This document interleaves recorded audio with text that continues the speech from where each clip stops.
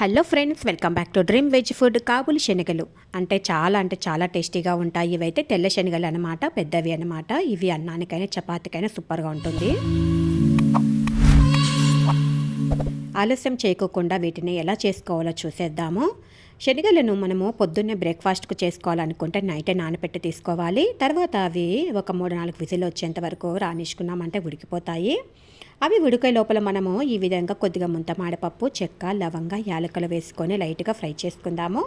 అదేవిధంగా ఎండు కొబ్బరి కూడా కాస్త తురిమిండి వేసుకొని అది కూడా ఫ్రై చేసేసుకుందాము.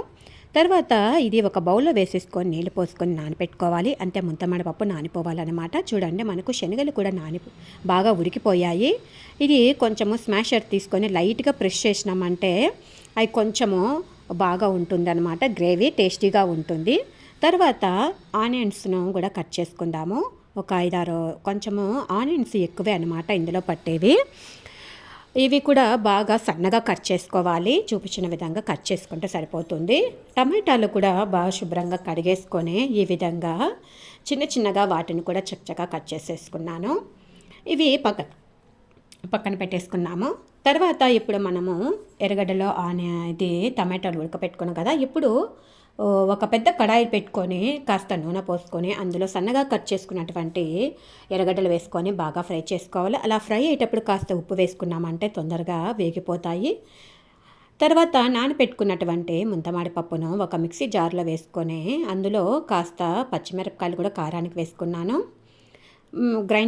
మెత్తగా గ్రైండ్ చేసుకొని పెట్టుకుంటే సరిపోతుంది. తర్వాత చూడండి, ఆనియన్స్ కూడా బాగా ఫ్రై అయ్యాయి. ఇప్పుడు అలాగే సన్నగా కట్ చేసుకున్నటువంటి టమాటో కూడా వేసుకొని బాగా మగ్గనిచ్చుకోవాలి.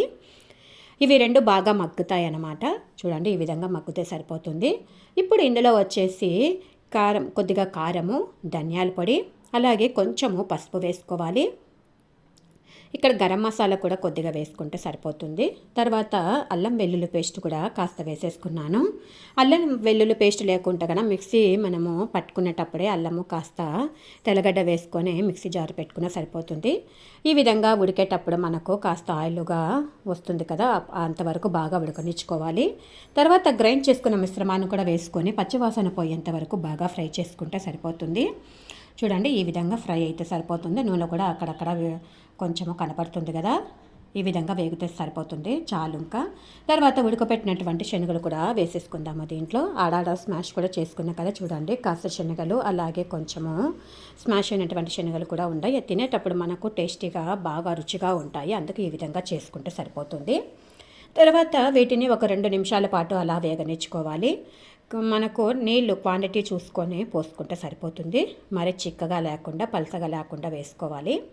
నేను ఈ విధంగా వేసేసుకున్నాను నీళ్ళు. తర్వాత మూత పెట్టేసుకున్నాను.